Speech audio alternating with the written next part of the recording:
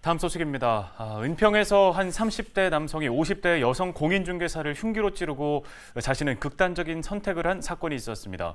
경찰 조사 결과 가해자는 한 인터넷 방송 진행자인 피해자의 딸을 스토킹하다가 어머니에게 해코지한 것으로 알려졌는데요. 네, 관련 소식을 가톨릭대학교 행정대학원 탐정학과의 염건영 교수 연결해 들어보겠습니다.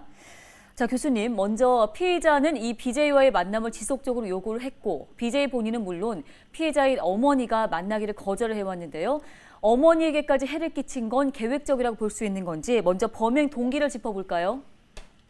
최근에 그 김기현 사건도 비슷한 사례잖아요. 그러니까 실제로 그 대면으로 친한 건 아닌데 자기 혼자 그 피해 여성을 자기가 친하다고 생각을 하고 접근을 했다가 그 거절받는 경우에 그 가족들, 특히 부모님이나 주변에 있는 형제를 공격하는 사례가 있는데 이걸 저희는 전문 용어로 대체 공격이라고 그래요. 즉, 그 피해자를 대체해서 그 주변에 있는 가장 사랑하는 사람을 공격하는 걸 대체 공격이라고 하거든요.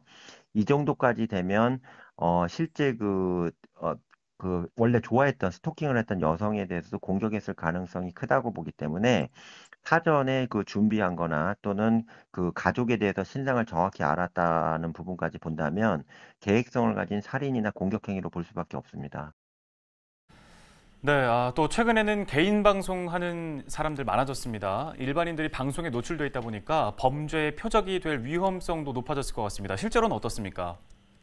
실제로 이제 1인 방송이나 또는 뭐 유튜브를 기반으로 하는 요즘에 개인 방송 플랫폼이 활성화되고 있잖아요. 근데 문제는 방송국이라는 어떤 조직이나 언론사, 미디어 같은 조직 같은 경우에는 거기 출연하는 출연자에 대한 어떤 보호 조치나 법적인 지원 조치 또는 사생활에 대한 보호 조치들이 지원이 되는데 1인 미디어도 활동하시는 분 같은 경우는 본인 혼자만 활동을 하기 때문에 어떤 자기에 대한 어떤 물리적 방어나 또는 개인에 대한 명예훼손이나 또는 이제 뭐 인신적인 모욕에 대해서 대응할 방법이 거의 없다는 얘기죠. 그래서 이런 개인 플랫폼과 관련돼서 본인을 이제 방송인으로 만드시거나 본인이 뭐 기사를 내보내는 앵커가 되신다면 이러한 그 2차적인 어떤 추적이나 스토킹 또는 신상 유출이나 사생활에 대한 악의적인 공격 또는 이런 물리적 공격에 대해서도 세심한 주의를 하시면서 이런 미디어를 꾸려나가는 게 필요하지 않냐 이렇게 보여집니다.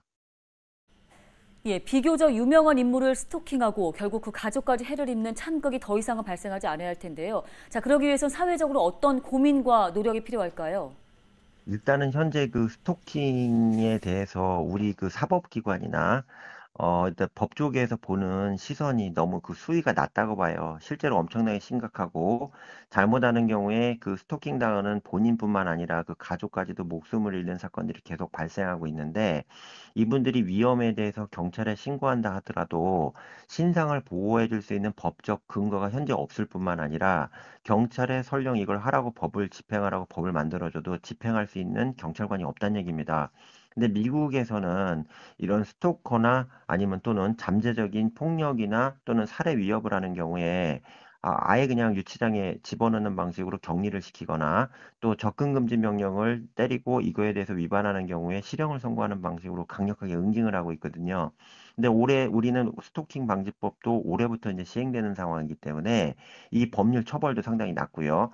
이런 위협을 받았을 때 본인이 다치기까지 국가나 사회가 방어해주는 방법이 거의 없다는 얘기죠. 그래서 이 부분을 간단하게 보지 말고 사회 전체적으로 좀 고민을 해서요. 이 스토킹을 통한 강력범죄로 이어지는 부분에 대해서 어떠한 대응을 할지를 지금 심각하게 고민해야 되는 시점이 아니냐 이렇게 생각을 해봅니다.